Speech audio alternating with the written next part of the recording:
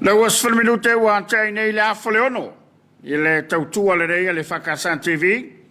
Na solusu maltas le rei le masino iulai le rei tusanga lua afe lua. Fa fele yatu ma ofolo fatu ile nei tai fo. Ile mai manga lo tatu tudo. Ma lo ni so ifo muni so mau. Ja, alo vole. Alo suni tai au. So fata pola. Ja, fa Talofa mo fo ile malu si tatu tunu oro.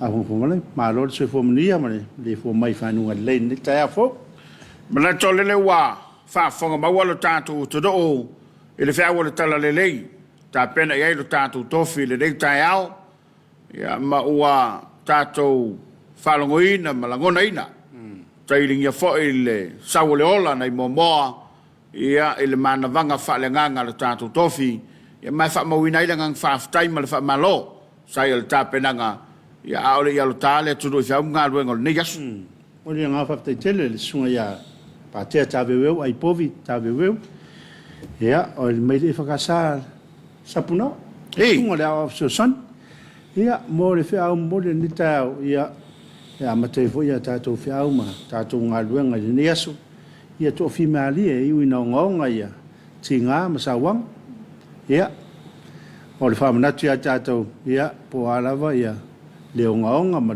tingao sawanga wa ese ame wala me sawanga ya tato ia mo pel tato to fi mali ana ya ese le ta wol fa manato le tofi ya me so le o tato ye foi le ngato fa ngol va yaso ia ma me o tupu le olanga ya falute mai ma wa tato aia ma mole mo wina ele ngato i tono tato tu fa pe foi le langi la to o le se vai panoe le yin sawanga martinga sa tangata yo le tu mo walo na to fi mari e ve si vale lo ya no winga le se file mu sa le a to a fi mali ma ta auto ile tonu ya ma le si so wa fa pe ha poco e man to fo mo fontangano e si so lo sa kabali fa pelo le kala fo a se we si so fo o le se file mu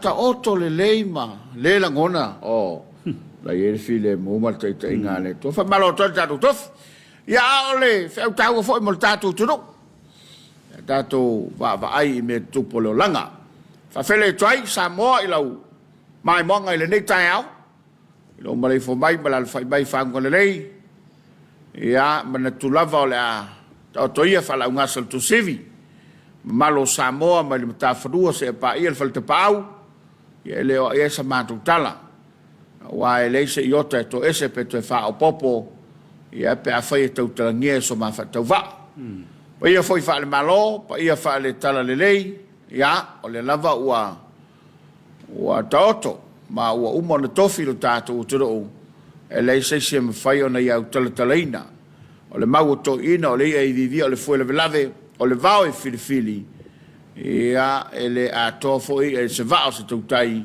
pe a fai e tautalangia ma malo le tawa ina ma fa peatu ma lo le usu le dita au ma lo le lange ma lo le soifo manuia ma lo le folau vala uma yulai yo me tatu te tai ting fang du lao ti ya wa mai ya e fa talo fa mo folo fa foi ta tu pa anga lo mai mo mai tu no ma o fe la volta for ne kilo pelo e ma wo mai nei proclame ya o folo fa talo fa tu le talo Samoa ya ma lo le usu foi o nasa ngalu ana po ya wa mapwa tu ya inga ya mai fe au nga ruenga se ma lo le to mo ka ke lele lo yo eu sur kaiao fai nga ruenga ile po ai le fa vai ya wa ile sta ta sole e makwa o ke nga arfia pa ia fale moelo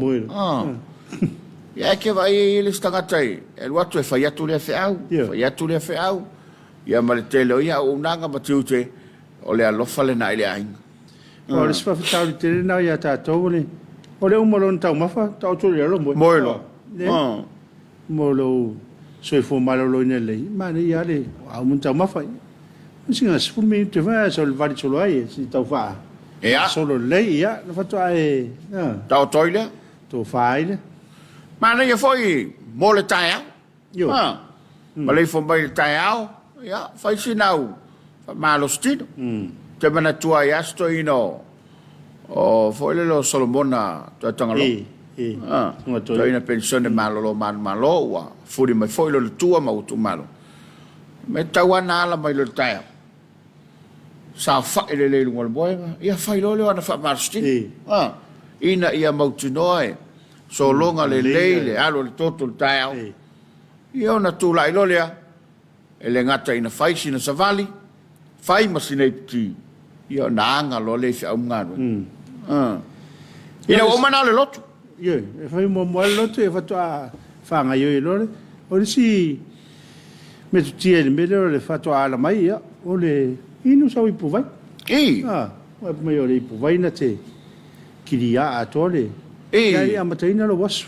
I pu vai la lea vai auri po le vai vela po le. Ia, pu le au e vai auri, ia ma le vai vela la.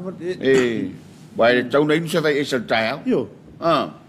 O te vai istanga tai o le malo. O ie milkedi. Na le vai vela, ma ti pol.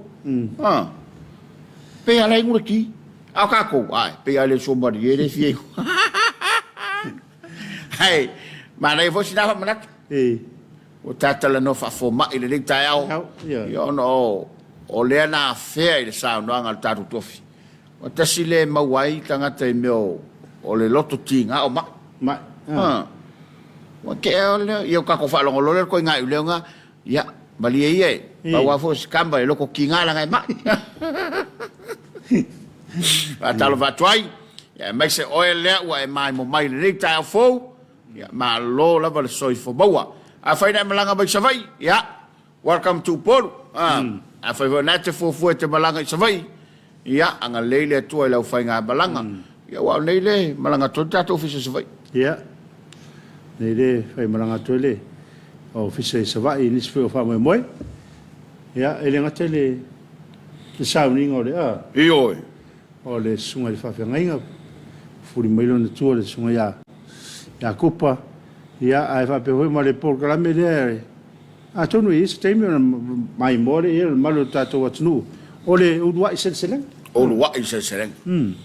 tato programa le na o le wa ta pena fa ma ite ia le fionga mi sta fa to anga fainga faiva sunga lau le mane tole utea ia le la wa ta pena ia le tato programe ia to sanga to se ma ale la amata palaudi le tu malon mi sta tupe ia o le avano le fo ile ai. Mo lo tato tu ai mai se la fai pisidisi. Ia fa pe fo ilanto o lo ala il motele sala fai po tu mo nei fo.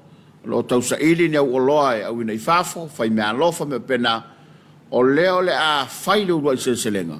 Ma o le ma u fa mtalanga. Ia e fai si tele o le tama ainga mal fa pena o le a fa la u lo. Ia ma faali i le asol fa mo moe le ngato le sola sa tai au ia man to fo sia po in tatala no ia tonga ma ne telele to fa ma uta le fa ngo ino le program na urwa se no nga urwa i no ngo mele le ma mia fo o ma tua le leia ta u fo ila na lo no winga ia awane MC pe fa pe le te fa fo mai le se me te anga ia le so le so tao anga i so va yo anga i lo ai so vai ia ma e fa tale yo la so tao fa mo boina ma des for it tao le so for it o nei ini si fo fangan tanga wenga mani so prokete tale le so ala so tao o le so le fa tulanga mo le se selenga le winga o le ma ol na fa manatu ia pa yo foi la foi nga wenga mai la to se mana yo foi man to foi le melo te wila tele no mai ta tanga ta mai fafo e mai mai mo pita fa penal fa ringa le na fa e sila o loa ma fa tau le la ta to fa tanga ta tu rich foi le sa ta to ye le pia ia mai la to le si tu o mo tele mana ia lo wa fa nei nai palau la tala na no tai me o fa linga le alu se selenga se sila le tamau ainga malanga le o le tua le tu malo palauri ia le o le a fa ai lo le aso taiao ai la son na fi se mau la tala vai le fia e mau ai le tala fa no ai le ile sa avem te fono le kal se so fatas sta si fo o tama o levon tua mananga lue ile kal se kato ko mau ai lo le toina le fionga le pepe kasiano ya ua fuli mai lona tu ya ua tu malole ya mai o se tala e whano no ai le ngato le kale se katoliku ya a le tunu ato wa le neitama ya e peifo ya al taimi o ka fau olo ya ua o la ua ia sa tau o mai tau ave mai le kale se so fatasi ma valu se fulu ono tau sanga o le soifua le fionga le pepe le e tu malo Mas suron tau sanga o tele nei tau sanga. Tele nei tau sanga. Vai er to ina. Malosi. Mas active viole. O se tangata e te moli mauina o se mau se tangata o whamonianga. O le whamonianga e le te mina na iei lungo le tātou kalama la wasin sina. Na ia whamatala mai iei il tātou por kalama tu lou le whafonga maua ainga ma. O ia le i beleisa nao. O le sosani sanga ia tu latu ai. Ia matawana wina na ia e sau sue. O le maula le to ina i le tato por kalami. O le mea lofa le atu. Saua ia. Ia, o le so ila mea maa lia ila ufa o longo ila na sauno. O to ina tarpea. Maina faife au i faleta. Stasionu o faleta. Ia lo le amal tufunga. Thailand. Ia sa e foi la termina le fia ai le ka le si ai. A termina la so fomo seniolo. O ia Kasian, o ia Katingani. Katingani pio. O le filo inga la tutuila ma mai nei Samoa. Ia peila o le fionga le o pepe Kasian. Ia, Paule o sosani termina o le, e la e ia le tatau. O le mela e maali e le tala toina wale, sa ia whamtala ina le tato kalamala wasinsin. O tu mai nel to o Amerika Samoa. Ia, o le tangata e sofa e mailo. Stasi fo toa o le nganu. Ia o mailo la tala na tatau. Ia, sa umailo. Ai, ia o kama mafa ia ufeilo. Ia, fetu una ilo malato fionga tiakono ma fai pule foi to finga le kare católico ia tasi lo mal feelinga o kasiano ala ka ngai ele ngata ole to ina matu ia ole o tala na awai le tona tu se pula o tala se la unga se fai pe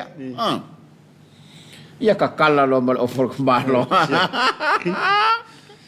vai la le tala stoina o le fono le na tu e lo te ailen tata le fono le fa tu tuina awa ve la na nga yo inga le male la filo inga le mai ia na to sao mai fa lo mal sao no nga katina le piol naten wa nga ta lo ia man tu al melo le nga no se mau e pe e me fa palo a ola ina ele mate ia langa la sau mai o ia on fa pelo le ia ua to ilalo lau ia tu mate lau nga sa mo sif ele fionga ia la pepe sunga kasian ia ma kengi ia ola fia ko inga i ia pe o le tu sa telina tale ni vai to ile me fa palo le mena a tu mo to tale la yo la fa na pe ia vai me le tu to tale pe Kaya me a potuale.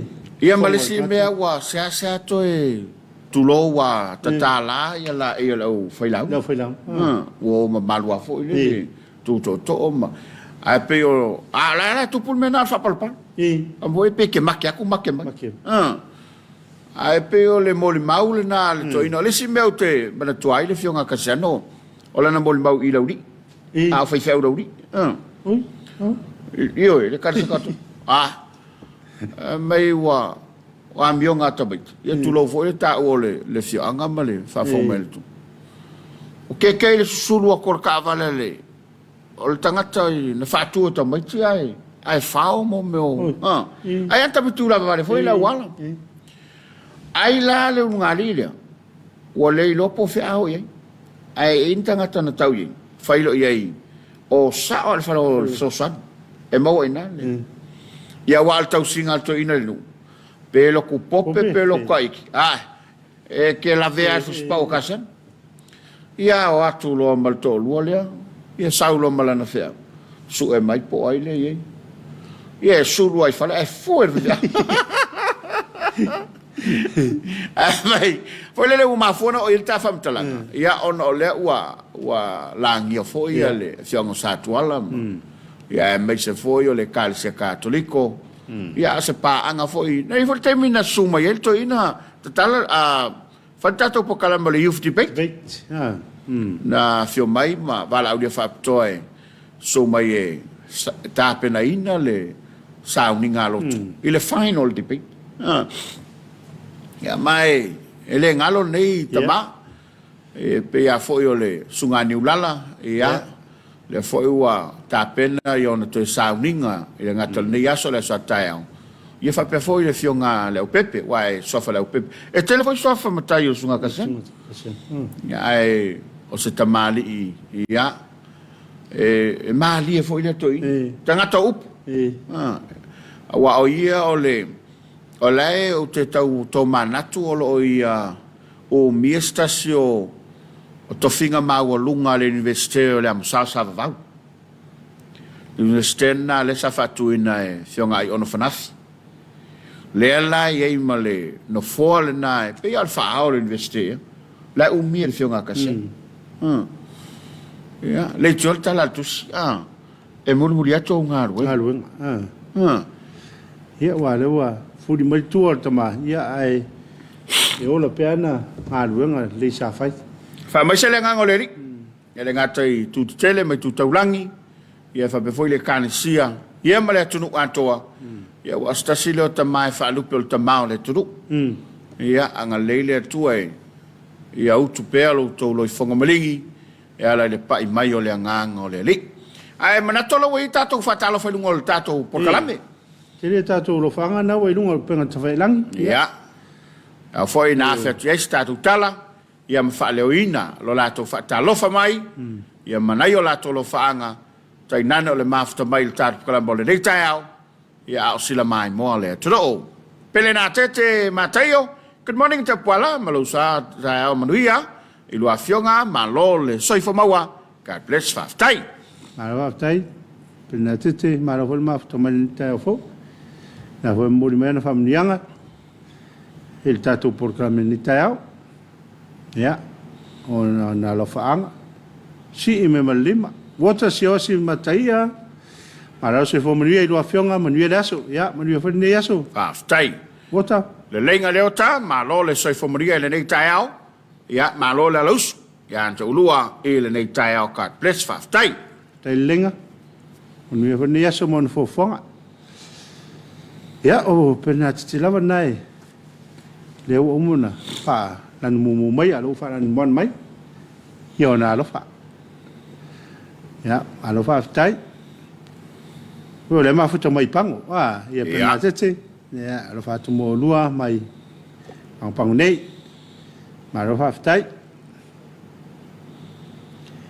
ya ya la vai tele la mane o tato lo fang ya lo ma fa tomar de se John Manuia la soso alo vai vedi me lo rapido le voleva ngai buona sui sala sipa ta Maria Missionary Samoa Maria lo por calamba nei tai God bless aftai ya alo aftai Veronica Pio Lucas tal falava ma lo sui fo manuia via de ri nei tai ma lo loina ma lo aftai Consuela, Mariana Cato, good morning from Aotearoa, man, iel por calambe lo sunga. Ma lo se fo Maria? Español o gaka le. Sky ngale Consuela ngile. Ya, ma lo haftai. Tu tonga matoe, fonti, ma lo se fo lo sunga tai manuia, ya, lange ma tu tonga. Alo la. Ma lo fo ma aftamai. Lo le sai ma lo foile, mai mo mai le tautua le whakasa TV le ni tai au. O Caroline. Caroline me malo tautua tunu. Ya, malo se familia Carolina? Fai langi Paris, ia le wha good morning mai, good morning. To le fo Cecilia sangyao, malo le soi fo malange ba ya lua fionga fa salarau, manuria le luaso, always early news, malo fa soa, watching from Hawaii, aloha, fa aftai. Malo fa aftai, pula mau seve, malo le soi fo manuia, pa yari im semau, toi fa popo atu le i saunang, tu sambal fa mo le nei tu malo para un momoa. O i nei foi lalo, i malai foi lalo, malo tua le whakasa, o la tapu vatasi iai, le wha moe nei tu malo, tau sia le mātou wha moe iai langa lei, mai pēle li, man mia le aso, a lo fatu, whaftai, ma nei ala lea. Lau wha i loa mai le. Lau wha i loa mai no whanga i nei a, o atu il tātou turo, mai lato e maua la noa. Tu tonga matoe, whaftai, tau a Ioane, ma loso i fo i atu lua tabali, mal por kala mātou kofie, mo su tātou turo, watching from San Francisco, California. Yeah. Tonu mawafu fa maronga luta pala mo sa tau mo nia nia su suma fa fenga. Malo fa tu suma fa fenga. Ya, va poleta kitiona, talo fa pala mo so fa salau fa aftai. Malo aftai va. Taustino, Masao, Heperona.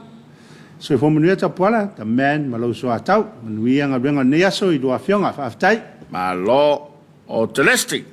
Na tesa filmaya fa aftai mo proclamata ko fie ma aftatu nei 11 New Zealand. Christina Cardinate. Good morning alofatu from Christ Church. Ya. Malo lusu. Alofatu ya Christchurch ni tao, malo lusu. Ta sesa tusa ta alofa le lusa se lua le foi tao, alofatu le usunga le fai fiau. Malo so, malo maftomai. Waila Yane watching from Palmerston North, New Zealand. God bless you all. Fa aftai waila. On we for neaso. Tuna maunga, malo le soi fo maruia. Ya, malo fo le soi fo lau le lei. Ya, malo. Te mafuto mai Taustino, Masao Heperona, whanau loa atu i Beach Haven, New Zealand. Manaia.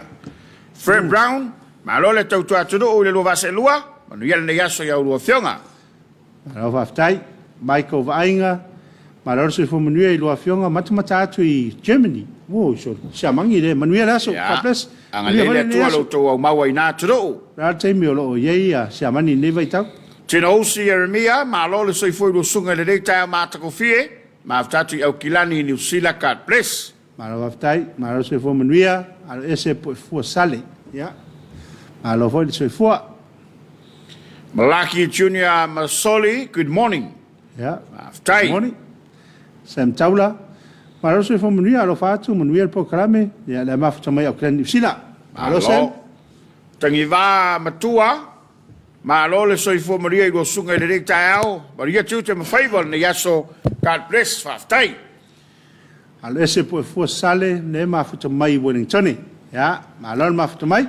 Talo fatu i le, ai leo au te roa, o those brothers. Ta manuia lo vase lua whaftai mal por kalame taua, God bless, from Aukilani, New Zealand. Ma lo waftai. Tui tonga matoe, fonti o lo wafuta tui Seattle, USA, o lo surumana i le lai le nei tu o Kelope, and it's 11 a.m. Wednesday morning, ma lo lava. Whaftai tui tonga? Yo, ale fatu ase mai la tau la stof, o i la salulu. Ale u tatu o dia la stof i le lo fole li. O loa vini, Talofa ma lo le soi fomaria i fofanga o nei yasfau. Ma lo. Paulia moringa, tai manuia ia lo sunga, manuia le ngai mga alwenga le nei tai au from Mesepa, America Samoa, le alawa matana o maia. O folofatu America Samoa. O lia tolo whaanga le tuangane atu i loma tu i whaasina te lea e whaastotai, tuangane ia maulupe vai a lua, pa telesio, matangi lima ma le whanau, Senara ma Aukuso, Sina ma Evelyn, vai te leuta, mina ma le ainga tanu ngā manono, le uso ia meto, a mesa ulu ta pala ma se uso, ia God bless whaftai. Whaftai pina tete, marofon mafto mai. Ya, sunga ia kapa, ele sa tupe, tai manuia i lua sunga, tai manuia Samoa, La me o tupu le sauninga o le tai the same one yesterday. E ta te no fouta lava I sauninga I tai au uma. Fa mun lava, mun ria ne yaso, alo fatu I nei Maryland. Ya, Talofa aftai. Ni se baba. Se tau sai ya tu po pesal vela ai atonu le lopa wa ki atu lau telefonia na ai al fenga lu tuan nafi. Tu spepa tu fono pio. Talofa malo sai foi do afionga, malo tau tu atu mafta tu pe ai le lua por kalama I le usila alo fatu card press. Silvia Sianoa. Sai fo manuia I do afionga mafta tu nei Canberra. Manuia por kalame fa aftai. After Silva Noah Matautia, good morning, Moro Sunga Tapala. Can't wait to see you next month. Oh, so America, watching from Torrance. California. Wow, Mayors. Good morning from Long Beach, California. 4 minutes past 11. Manuia tu tele nei tai au. Malo after fo. Emera Samoa, malo se fo manuia lua sas elua. Lo fama. Atu mai nei atafu to kelau. Ya, Talofa ni. Malo lava emer. Soli lole, ta manuia Samoa. Ya, malo fa aftai soli.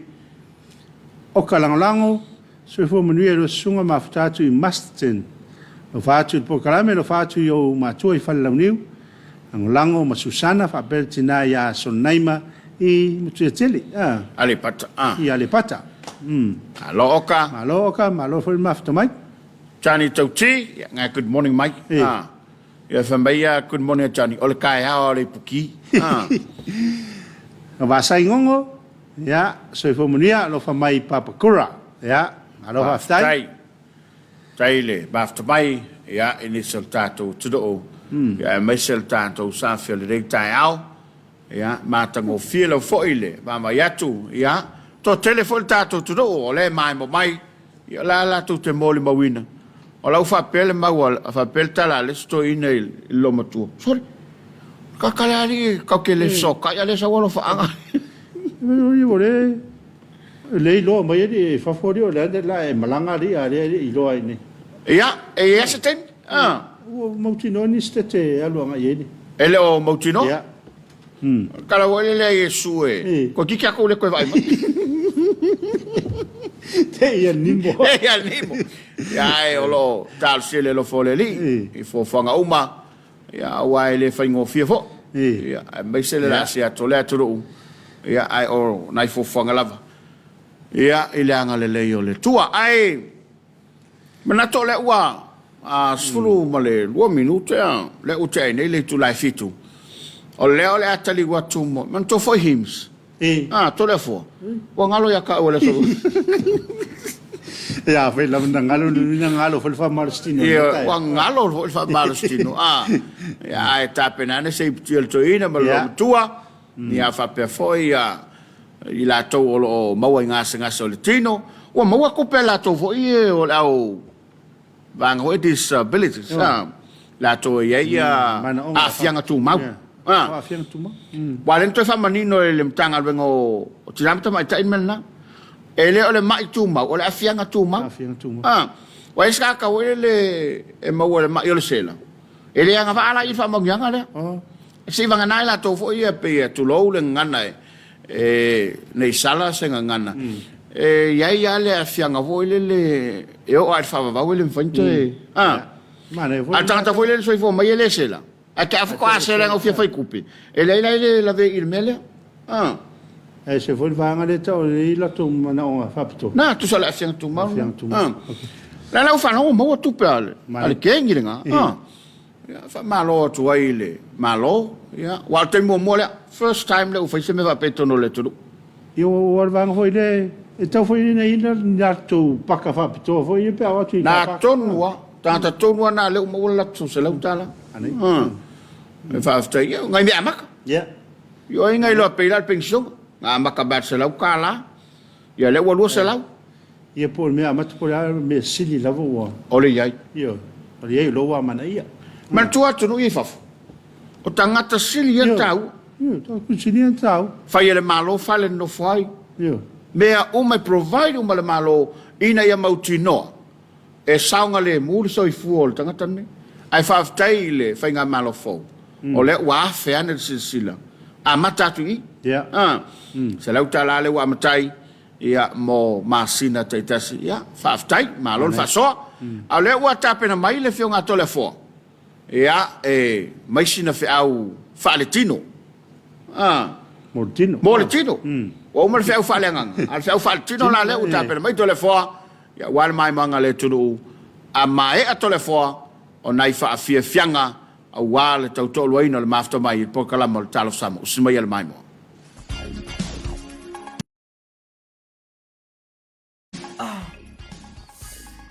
Uso, you all right? Is there something happened? You wanna talk about it? Yes, if it's alright with you. What happened? I think I'm sick. I'm not feeling well. You want to go see a doctor or nurse? I think so. Okay, let's go. Okay. Understand and support each other by talking openly about these diseases. Nothing is impossible if we give each other support to talk about it. Getting your tests done and allow appropriate treatment if you are positive. Do it for ourselves. We can be safe from sexually transmitted infections together. All we need to do is to Talk it, Test it. and treat it. It's as easy as 1, 2, 3.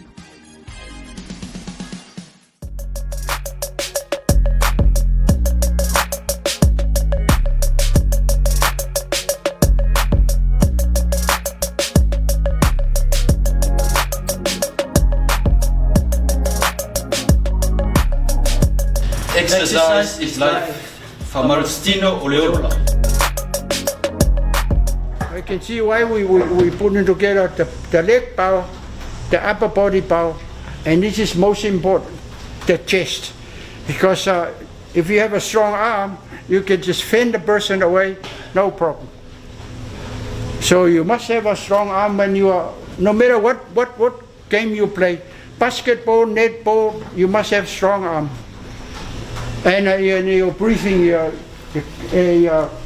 so they give you the cardio, the breathe, and then and all that sort of stuff. So very important to do a bench press so you have a strong arm.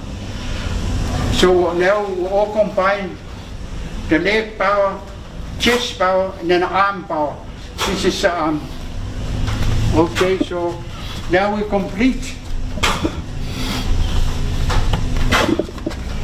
Now it's a complete the leg, the bench.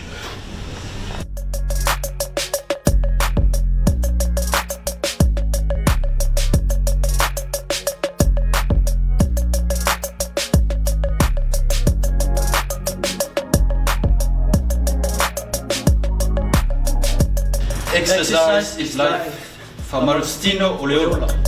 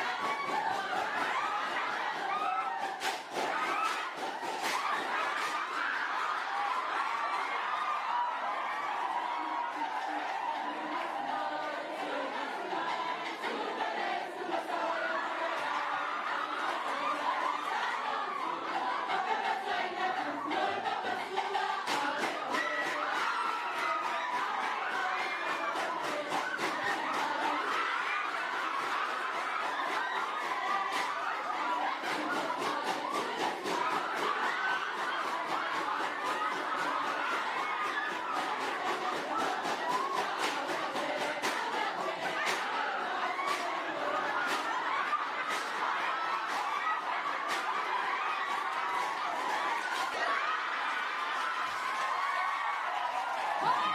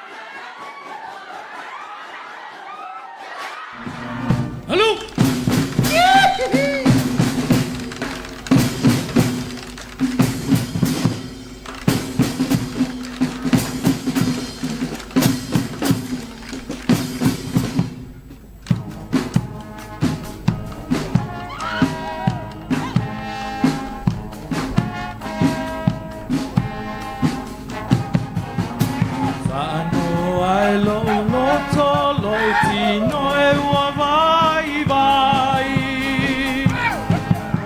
Ni au fele ni e tele wale masino i lau vai. Si au masalo e mala mate o lo wa vai. Talofa tua ele manatu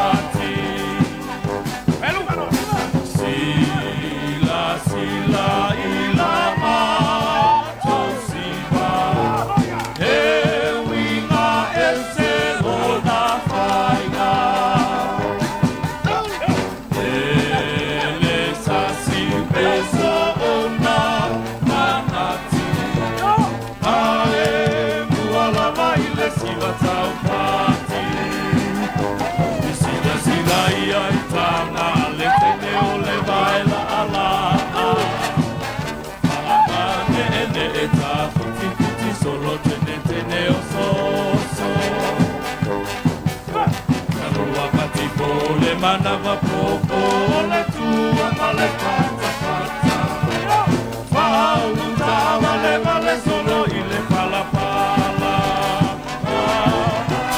Ole la lava Ole la lava Tofa Ile malae mulino utia Ole malae malo Oh ina ia tu ole batao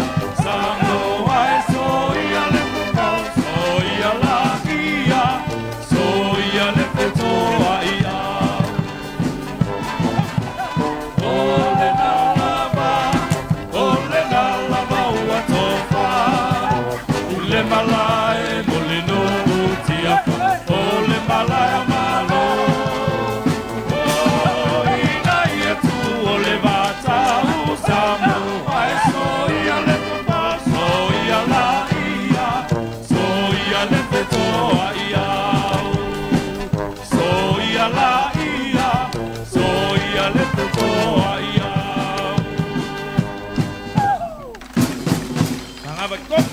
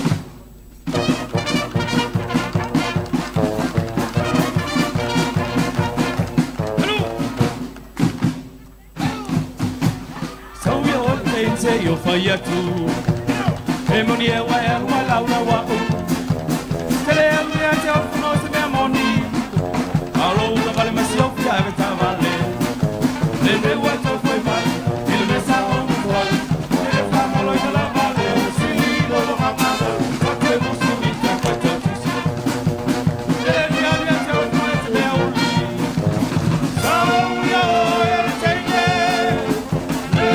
Le vai a mio filho Ai a meu Oi, eu vou falar Se vai morrer Sou eu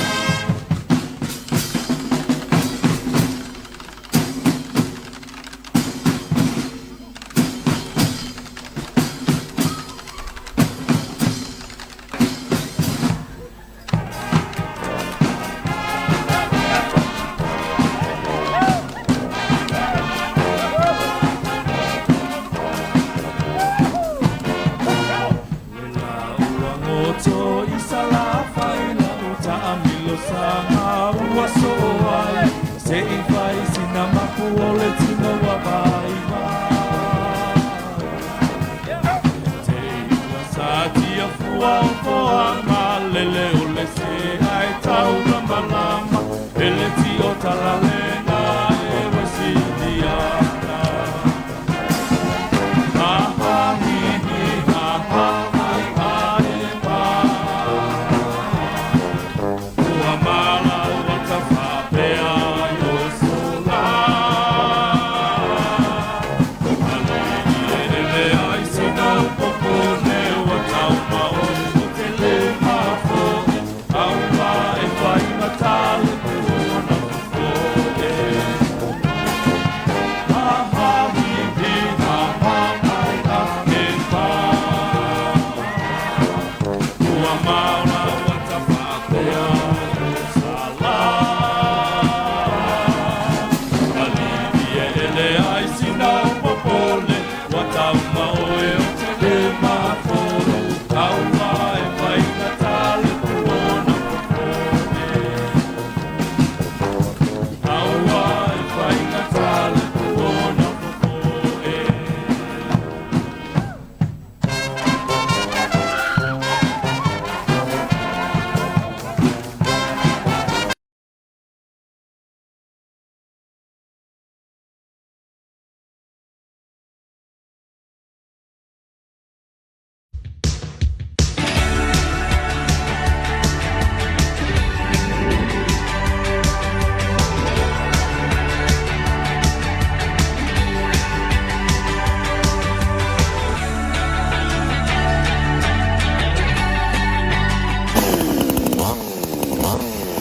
ngai si ke kau ni mereka akan lepas.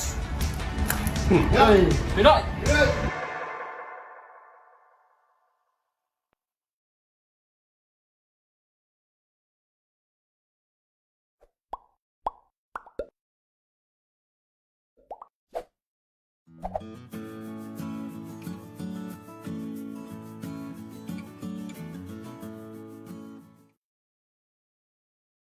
Ele tuatali mai o tātou porkalame o le Talofa Samoa. Ia, le fuwa o mai fui le taimi o le mātou whātatanoanga. Ia, ma le tātou whare o loa whātuanga, e nei tai au. Ia, le fuwa mama futa o ma le sunga iastina. Ia, o le sui o le makete o le tātou whare o loa. Ia, o ale whātou te inga o le tātou porkalame nei tai au. Ma roso fuwa manu iastina. Ia, soi fuwa manu e lau sunga nei tai au. Talofa mwhawhelo ai atu fo i le malo se tātou atunu. O whai ona maa ua mai tatou whasalaunga nei tai au, e tatou pokalame maasani lava Talofa Samoa. Ai mai ser whaatatanuanga o loa loa moa tatou company. Ia, ai whaatalofa ma o wholofa atu, I whaawhianga inga mo latou whaletua, tinama tama itai, tinama tama amatua. Ia, ai mai se foile loa loa si o tatou atunu, I tu e fia si o tatou atunu. Ai mai se foile latou o loa mwhai ona ma ua mai o tatou whaasalaunga I atunu mau, ma lor sa I fua malangi mai nei tai au, si la whaatalofa atu fo nei tai au manuia. Ia, malo. Ia, o le tātou te iei lava le vaenga leo le mo o loa mo le tongala au. Tongala au aina, ia po le tongala au fo I le fia ia lo matutu. Ia, sa lele lava lau saunoanga nei tai au. Ia, e tuma natole a to mua tulata whaatatanuanga nei tai au. I o loa mo tungala au aina. A wafo I le whonga tau mafa. Ia, mai te fo I o marketi la iti, po ati na e susuani a inga. A me seo la au tuto. A wale wha au le ina o lumama o tamanu maa lawa. A wale temine I ua tele fo I ona wha atau le. La au tuto. A me sele e mafule fo I le matova inga le po le matoi tupa. Wa pe I matau le ngaru e ina tama le. Dei, o I tupa uma. Ia a te mua tulata la a matatula I tatu o loa I a wale a whapea o loo tau a matasau tungala au aina au loo e whaafunga mai o loo maho ma o loa ni a wā o le tau a mataina e o la mai taimi e sele maho mai tatu whale o loa o le taimila nei o loo tatu o loa whau ale le watau nui tatu whale o loa o loo I tatu compost bin pole pin le fai ona fai ele whaapalanga. A peo tau tapoi e fai ona whaapala. E ma fai la ona whaatinoina i tunu tato compost bin la ne o wale tato ina fai o tato tongalau aina. Ia e mese fai o tato la au tato. Lo move tato fai o loa tanga pulu vili o wood chips po tanga tinga tipinga la au foi. O chicken manure loko. O lo maua fai a tato. Ia lo maua fai a tato watering can po tato ti poti voe masani ona pe fuina ia. Lo maua fai a tato company ia wale size lai titi pole 5 litra. Ia mai se 10 litra. O lo maua fai a tato fanga au o le 12 mita, 5 mita, ia mai se lau mita. I maua fai la fitting se tato fanga au po to tonga ia tato fanga au. Lo maua fai tato company, o lo maua fai tato pepa po planter bags. Fai e ele size kolu kuaka bo kamane family. E o lava i size lapo po. O lo maua uma lava tato fai lo. O lo maua fai tato pepa lanu liule po le black polythene.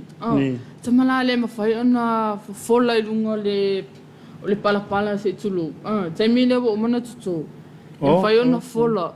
Na ia tau faiti tele ola fo ile le o vau. O vau manisi la au fo ile mana o mia le toi ola mai. Ile toi tinga ina lava o lo matua e toi ingi le vau. Lo mo te to fale o lo te mai fa faingo fia ia ngon ven. O lo mo fa ila te to stereotype. Po te to faka ia e ma fai ona tu wina i lunga ia te to family ngala au. Ai me se foi taimi le sele e me fai ona whangaka ko stia te po ia tuu ai lunga ia fua whai le leanga. Taimi whatawina. O lo mowe tato company. Ia le ngata foi le india. O lo moka ko tray ka pis. Seedlings foi ia tama foi le lo loa ola. O lo mowe o tato whale o loa taimi ne. O le la nga fatai. Ia pe o fatale ne no ta ua e me fai ona fa pe o familinga la fai ona tu ua pe store runga e me fai vo ina tu ua ia o lo ia fu fai le langa ia pe a fa pe ale fatau fai ngo fi lava ona e tau le aru e ka o fau mai sau lau ia lo mo ka si tray o ta pot plants Tato wao nisi nei o loa e maita wina pe tina mata maita. E o tu whaatau mai. A wala la tu tonga la au aina. Ia me se whala tu la au to a wale wha au le ino luma maot. Lo mo fo ina tato neti. Neti mo whale la au po tato shake cloth. Lanu mea mata. O lona lau tele. E tasi te si ma le valu tolu. Ma le tolu te si ma le ono. Wai rua i tu a inga. O le umi e iai le 5 mita, 10 mita, ia ma 5 mita. Rere anga o neti. Ia, pe o neti la nei.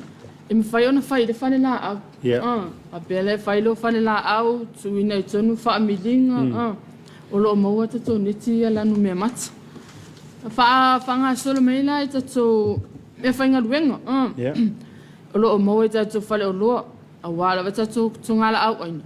Lo mo tato oti la au o tato cultivators. Tato me whainga luenga la iti la. E ma whai la vona wha whaingo fie lo matua. Te mile to e alu e tato ana wharau aina. E ma whai anala tu lo matua. To e whaonga tama i tui la iti. Sua ana parpala e to e tato. To ape whamarua i fo. Ai le i tato ina le la. Ma wa tato hand fork. Transplanting trowel, garden trowels, o lo mo vela to tingi lima. A wa foi la le vele ino le vau. O lo o mani o lo fai ona mo ina tato fale o lo. La mai tolu o le ngata I vai tele. O funga lei ia ai mai se foi o savai. To tingi lima la ia. Ia sa o lei lava. Sa fa solo mai la le vai o tanga parapana mo tunga la au aina.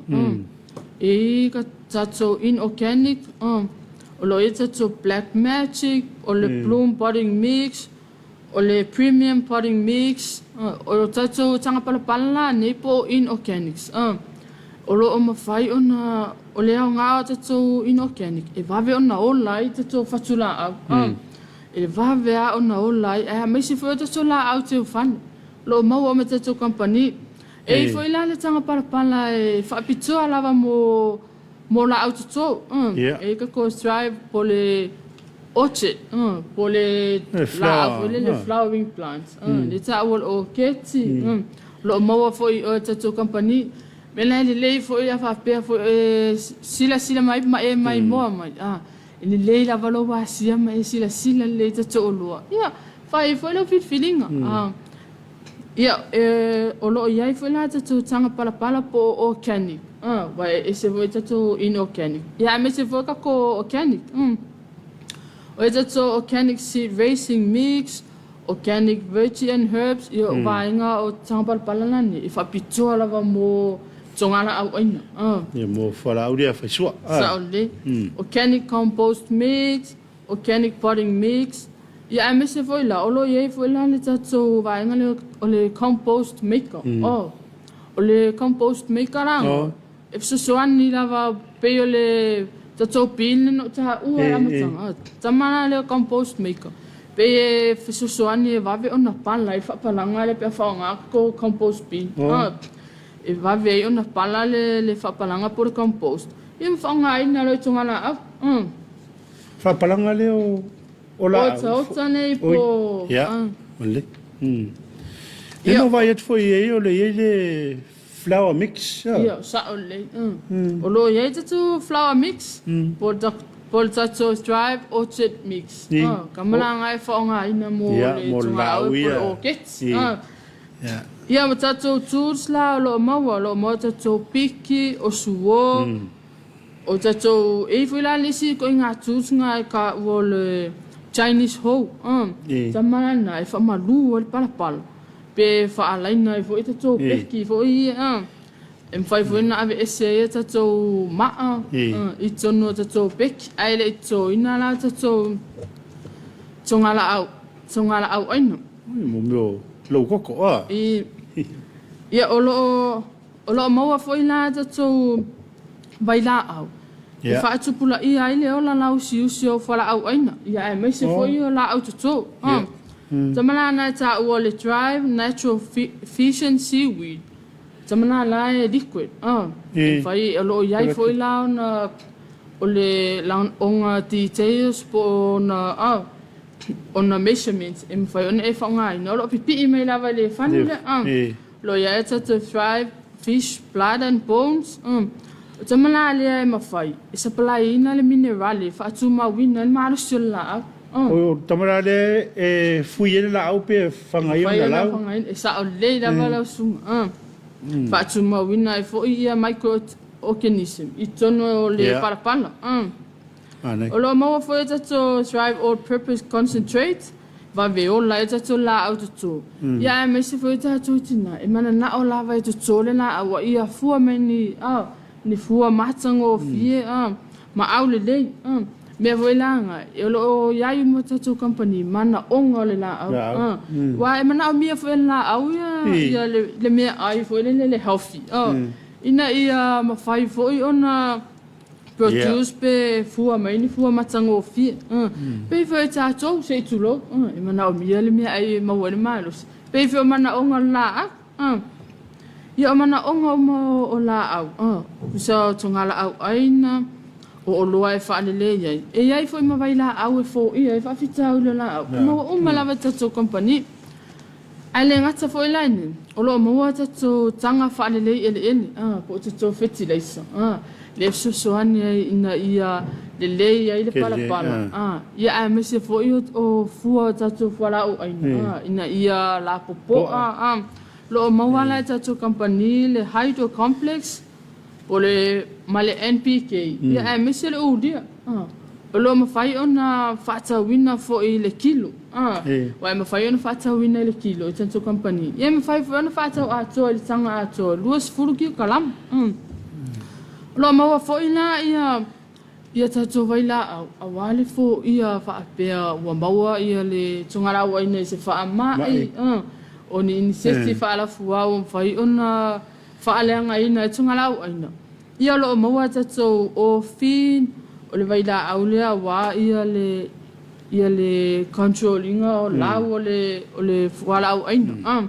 Lo maua tatou kusol o le Avid, o le Conco Oyo, Prevathon, ma le Stewart. O tatou vaila au la nei. E mwhai ona fo ia i whaafita au le o tatou o wala au aina pe whaapea ua maua se whaamai. O la maua fo ila tatou safety gears. Whaonga ina ilo safety. A wā fo ilo maru pui pui. Au whaatino ina o ngā ruenga. Lo maua tatou overlola, safety boots, gum boots, ia o tatou totingi lima, o tatou pūlou. O lo maua wā fo ilo pui pui ngā lo wā o mai le aso le la. Ne vai tau umatua i asal la. Marea safety gears ia. Ia wā o le whaamuenga lawa tatou company. Ina i mawhai o na iai umaro loa e whaonga ina. A o ngā rue ina fo ile vau. I le ngata fo ina o tina ma tamaitai. Ia me se fo ile tu pa malos. Ia o lo maua fo ia tatou i le vaenga la leo tatou o tapoleni. Wa man tu temine. Susu ia i lava le tau. Lo maua tatou tapoleni. O le tu ainga so le soba ma le lanu moana. E amata mai fo le size la titi se ia pa ia fo le size la po. O lo maua fo ia tatou le maka o makaku wai. Lo maua tatou ili naifi. O lo maua fo ile le ili le fa pe fa amata ile ili le filifili o le ili. O lo maua fo ia tatou company. O le mana i o le melo le tapoleni ia. Ia ona peone sau no le susu ia tau. Ona e au ngai le la. Ia to e au ngai fo tim. Ia o tatou o lo mo fe tatou wil paelo. Tatou wil paelo lo mo tatou company. E anga ngata. A la o ia talo o le atu ai ngā talo. O le atu inga mamafa o palapala. E le tai ona ila e tau lea lea ni. Wā pe o tau lea lea o ina ia lea inga tatou vipael. O lo maua foi o tatou company. E le au tamala lava nei tau lea lea. Po lea lava le umi pe a toa lewa ia so whaunga ina. E le tai ona marue rue tama lea. O tatou naifi se tulo o lo maua tatou naifi. O le au lau papa e mai se le au plastic. Yo la fo e maua tatou nei filea o le tustot. Pe o tamale le su e tangata whameona o le malos. Lo maua tatou oso si puringi. O tatou oso. Oso la iti, oso la popo. Lo maua tatou company. O tatou lau koko. Lo maua fo e tatou lau koko wai tele ona sa idia mai tangata. Walo wo. O foi te mi matua i fua i foi ko. O le koko i vai tau ne wale to e fai longa ina sona fuata. Sa o le. Ke o fua fa solo ato. Sa o le ya. Pera e fa e a foi. E longo ina i foi le malo se te totunu. O lo mo te so falo lo ata tolo ko. O koko. Manai. O tatou me whainga ruenga. O lo iai uma. Whaunga ina e tatou tongala au aina me se lava tina. O tatou pots. Lo tele male ana noa tatou sais la iti nei le lapopoa o lo maua uma peve ona uta ua ele lava le sava le vale tutina po o e fo lo ngafa ma tuna tongala au ina le wa ele si vai nga tu fa do fa pe le tuli mai au e anu sa wa vatu e la tu ele o si da fia mai lo le vai le vatu io le lasina tatou lo Taimi la nei, o tatou aloha lo o mawhai ona o lau ina tu nei taimi. Lo maua o mai tatou la la ni e tolu. Tolu tatou la la. Whare o loe vai tele. Ia, o funganei. Funganei. Ia, me se fo mo tele sa la whai. Tele sa la whai. Whai fo si vave o le alu o loa le mo tele. Ua ngā lulue vai tangata nei vai ta. I pia e pesta le... Le la le sa le long. Sa o le lo sonoa. Ia o le tu tatou market. Taimi nei, o lo mawhai pe ona whaatino ina mea tatou whaatau po whaatawa inga i lunga ta Samoa mahi. O lo mai tau ina fo ila tatou company. le tele ma le to tele o tatu tangata mai e tunu i fafu. Ua mawhai ona whaatau mai e tatu Samoa maki. Piki ina lai tatu la lai nei upolu. I ila la lai vai tele. E o fwela ni mo tele sa la whai. Ua tele fo i tatu o loa mawhai ona whaatau ina mai. Piki ina vai tatu la lai vai tele. O i savai. O le mai tau pia. Ele o misi lava se aso ma se whaatau. Mai tatu maketi online. Anei. E pau lava la na le whamanatu lava se tatu le malo se tatu tunu. Po o e foi le lasu mai e pikina tatu olo. O lo IT lava mena o mia. O lo suafa le la foina mai le whaatau. E tau lava ona e sua tu malo IT. Ina ia mawhai foi ona tu ui natu lo olo. Ma sao tonu le tangata o lo avele le olo anei. O tatu mawa app. O lo whaonga ina tatu mawa app. E whai e whatau inga tatu o loa e tonu si o tatu atunu. Wha te ta inga wapea e o au te tau mamao mai nei tau langa. Whai ona o whaonga ina mawa app. Whai ina whatau. Ia ma owi loa. Ia o loa o lo o iai tonu wharo loa. O le o loa le o maua. Pe o le sefe na o tatu o whatau inga nei i online. O le whaafai fie foi. Wana loka sawa le sia so piki sa o ala te whaatau le na whai. Te tau le sawa te savali atu su e mai lea mea. Su e mai lea o loa no te mana o mia. Le wa umma le na whaatino ina tatu mawa app. Wha amlawe toa stino le sauna. O le marketi le online. O le whaatau o le whai me le tangata le ifafu. Ia, sa o nini lava lau sonuanga. Se whai me e tangata o loo au mau le atunu mau. Pau lava le mea tangata le whai nei. Le sau malo IT. Piki sa o atuar o loa. E le mwhainga na whai e tangata le nei whaatau a te tongi mai whafu. De ai. Mwhai fo ina whaapea. E ta o atu e oele i nei le ia o loa o lo mana o mia. I whapea tangata le i atunu whafu. O na whai mena ia i la tau o whaatau. Pau lava mea o lo piki ina i nei. O tatou marketi la nei. O lo whanga solo lava te mi nei. E whaamanatu o tupea tatou o waila au. Wa tupea o tatou o loa lava nei e whai a sinad. Waila au lea whangawau. Fitu aso. Lo lewa to e maua lava le tasi lita, 5 lita, 2 lita. Wa pe ona o ta wa tolu lava ka tatu container ina tau nuu le vai asun tuana. Lena tsau a toa ia sa palai o tatu o loa nei lena mana o mia lava tatu tangata. Na fa manatu masani lava. Pe ona o ta ua lava i pokalame wasol. O le vai la au lava nei tasi le asu. Mana o mia lava lo pe mitsa. O te whaamanatu pea, I wai e watu i si tātou tangata. E le maa ua lava tātou pe mitsa. A te longa lava lo pe mitsa. Tu ama whai ono tu ina atu vai la au nei tasi le aso. Nā tātou vai la au lava nei tasi le aso. Se vanga nā ele fitu aso. E whaatau sao mai lava. A tātou vai la au la nei tasi le aso. Ia, le tatu o lawe tu la fono ma lo. Ia lo usita, ia pe tatu company. Tatu tu la fono.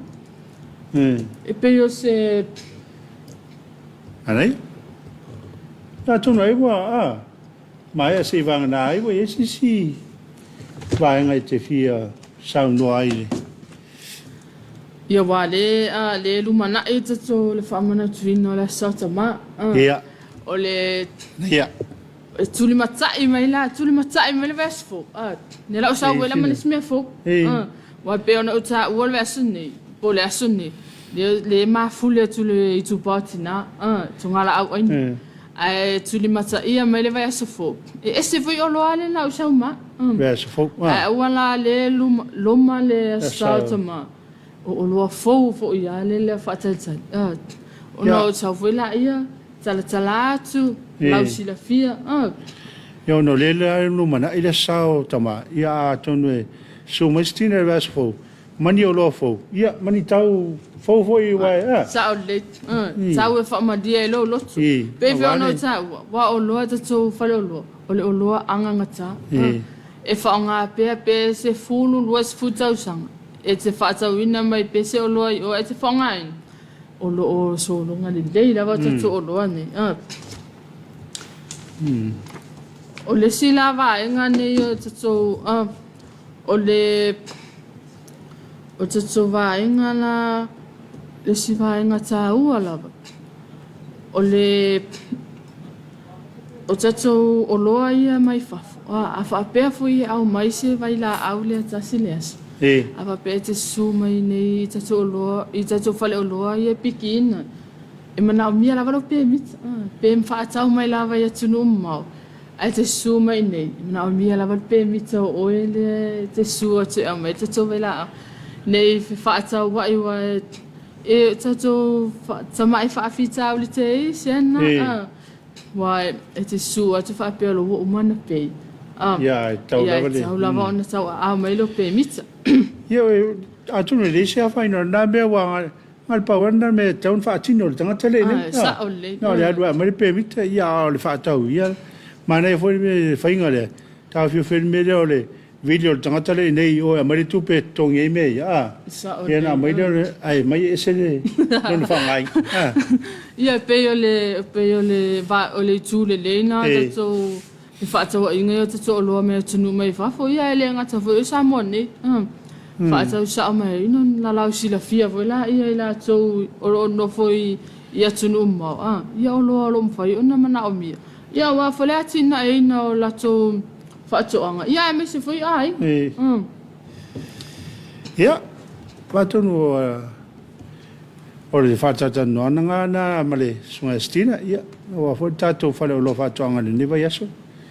Ia pe ye se si me wa tu pe e se va ngana sa ia mai lo la e ia ni ia le wa e silingia mai le ia o le nganga la va faftai ia e mo mole atul faftai tatu le fale ink and fabrics I sale ufi ia pe ona e tangtangai mai se tasi la se konne se fa ale tsoide na de ofun batanga fieni saunia malava le vai ele fale ink and fabrics le o toto fale e leila nei le I sale ufi a e fia sila fia e onga tono le fale tupele o le Pacific Way ma le fale o loa le Mercy Kid Shop poi po I le building le Wild Building mo moli le anga whaftai le pulenga ia ai mai se tamai ta ia sina mai au fingal wing ona le saunia ina fo o fulane de neta ia ia le ngata fo na ia mai se le ula o lo sei in neta ia matango fie o so material la po so e le fie su e so so la e o lo tele male ana no ai so se material fai do feeding pa pena fo le vali e le your color right mo le vali no e le lo o maua tatu fale ink and fabrics I sale ufi ia mo mole foi alo fa anga mal fa malo le taia I tatu paenga le fale ink fa tai foi lango tatu por kalame I taia o stofi po taia o stofi taitas ia o le fa tai foi mal fa malo I tatu paanga masan au fai fatu anga au fai faiva ia au fai tungara au aina o la au tuto a me se foi au fai la fuman o la to mo foi o lo ma u me tuto fa salonga ni taia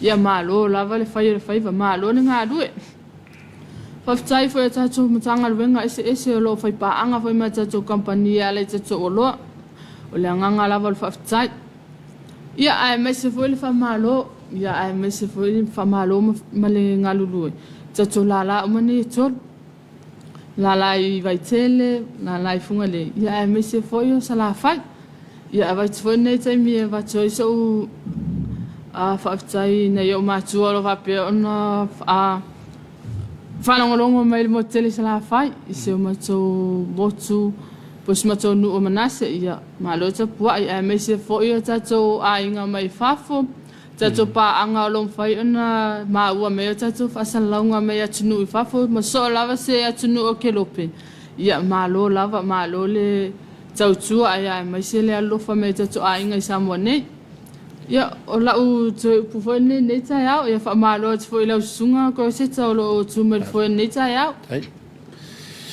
Ia, malo haftai.